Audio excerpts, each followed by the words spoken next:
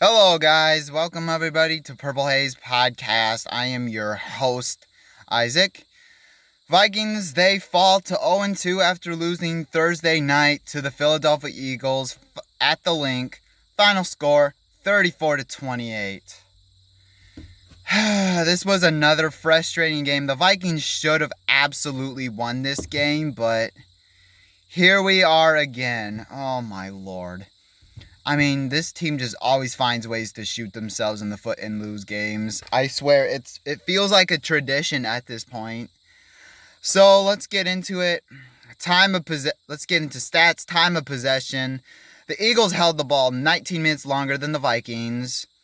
And now for the Vikings stats, 374 total yards, 346 passing yards, 28 rushing yards, 19 first downs. 6 of 10 on their third down conversions.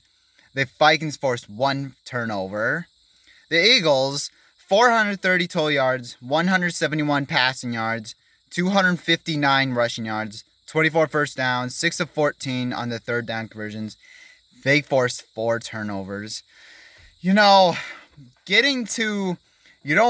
get the good stuff first. As always, Kirk Cousins, he was the exact opposite of what he did when he played against the Buccaneers. He absolutely showed some good leadership on there. When the team needed him the most in the second half, he showed up. 31 for 44, 364 yards, 4 touchdowns. Kirk Cousins was balling today. He absolutely had beautiful pocket awareness. Whenever he did not throw as many screens as I wanted to. And it's a shame that we did not win. Kirk Cousins, I mean, that is absolutely the type of Kirk Cousins. Because I swear we always get this type of Kirk Cousins after a bad game. But it's just, hey, congrats to Kirk Cousins on that. As for the receivers, Justin Jefferson, 11 catches for 159 yards. Absolutely, he's still the best wide receivers. No questions about it. He absolutely had himself a good game. I mean, he kind of wasn't there in the first half, but then got going in the second half. So, Justin Jefferson absolutely balling. Jordan Addison is also balling again with another phenomenal game. 3 catches for 72 yards. He absolutely had an amazing 62-yard catch on basically, and good job for Kirk Cousins for recognizing that. And Jordan Addison is absolutely a very good rookie. This is also the second time that he's had wide open passes right down an explosive play by Jordan Addison. He is showing that he is absolutely a good and amazing rookie. TJ Hawkinson, he is showing that he is getting paid the money. TJ Hawkinson, 7 catches, 66 yards, 2 touchdowns. Absolutely tough right there. Absolutely a tough guy. He's showing why he needs to get paid as well.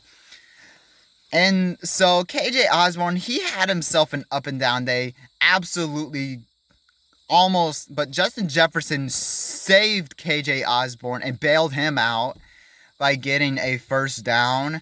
He dropped the ball, which should have been a first down already by itself, but luckily Justin Jefferson saved the drive there and absolutely did so. As for this loss does not apply to Brian Flores. The defense overall, the pass defense especially, was stellar. They kept the passing game in check.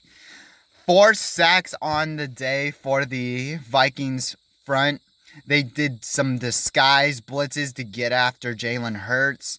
171 passing yards. Absolutely amazing. And they also did a very good job of containing Jalen Hurts, because I said in the preview that they're going to have to contain Jalen Hurts.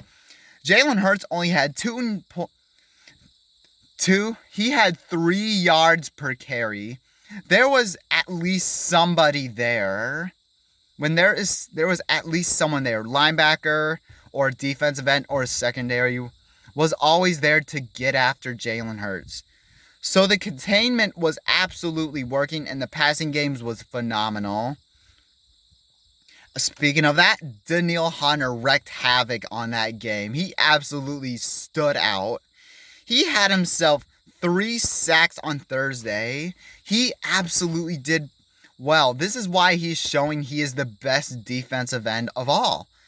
Like, man, that was absolutely sensational game from Danielle Hunter. I mean, so basically, I was a little questionable about him coming back to the Vikings. He showed he absolutely did amazing. Pushing back, he's absolutely pushing back the tackles and absolutely making it look easy. So phenomenal job by Danielle Hunter. Ivan Pace Jr., a great linebacker. He was all over the place again. He got himself a half a sack along with Harrison Phillips. He was absolutely amazing. And here's the deal. Ivan Pace Jr., he is doing good with the starters. That is absolutely what you ask for. And so Ivan Pace Jr., I mean, he is doing a great job so far this season. And he absolutely was disruptive on a couple of plays too as well. And then the other linebacker, Jordan Hicks. Jordan Hicks had himself a good day too as well. He led the team in tackles with 8 tackles, and he had himself a couple of TFLs as well. He was phenomenal. He was getting after the quarterback as well, and also making some key tackles, some key screen pass tackles. So phenomenal job by Jordan Hicks. Cameron Bynum, he was just as effective on the screen game. He was absolutely getting after Dallas Goedert and all of them that wanted to do a screen pass. He was there to make a tackle. So Cameron Bynum had himself a day. Theo Jackson, I absolutely had a ball watching this dude. He had himself on the same possession that the Eagles had the ball. He had a nice TFL and he had an interception. Absolutely amazing. Absolute nice. I absolutely saw that, and he absolutely grabbed that right out of the hands of Devontae Smith. He went up and leaped for that. That was a boss play by Theo Jackson. And then also, on another note, I believe, let's see, who had himself a good game? I'm trying to think. Oh yeah, Patrick Jones, he had himself a good day. He was getting after the quarterback as well. Just didn't seem as much, but you know what? I'll take it. Anyways, let's get to the bad. The run game. 28 rushing yards is unacceptable, dude. They only got 28 rushing yards on both sides of the ball anyways. 259 on their side. I mean, I will get to the reason why it is not on Brian Flores. Brandon Powell, as he had a nice punt return at the 30-yard line, and he dropped it right into the Eagles' hand. I mean, are you kidding me? It was right there. You were in good field position. All you had to do is just be tackled, and you are good. You fumbled the ball. Nobody even touched you. You just fumbled it. Caleb Evans, I mean, he got absolutely toasted on one play. Caleb Evans got toasted on Devontae Smith on one play for a 68-yard touchdown pass. I mean, Caleb Evans, he kind of struggled. He was good at tackling, but when he needs to guard when he needs to go after like a wide receiver, it's just, he absolutely got toasted. Turnovers. 4 turnovers given up. That's 7 turnovers in 2 games. And most of it's fumbles. Let me count the ways. Brandon Powell with 1 fumble. And then another fumble by Alexander Madison, which the run blocking couldn't do anything. Kirk Cousins on the second half fumbled the ball. And then in this, I believe it was basically to end this. It was basically the Vikings' last possession in the first half. I didn't understand it. I don't know if this is on Justin Jefferson or not, but it seemed like he was down at the 1-yard line or a touchdown or something. he basically fumbled the ball and it went in out of bounds, which I don't understand the ruling of that. It was a touchback. I don't get it. The turnovers, just shooting yourselves in the foot. Turnovers are the biggest thing that you should not have to do, and you did a very bad job of doing it. And just on top of that, like, we should have been up. This is reason why we should have won this game. It's because the turnovers atrocious. I don't understand that. And Kevin O'Connell, I mean, I absolutely love this dude. No doubt. I still think we can win a Super Bowl with this dude. It's just, I did not get at all some of the plays that he made on there. Just to start, especially starting the second half, you start running the ball and screen passing to start the third quarter on. It killed 3 drives.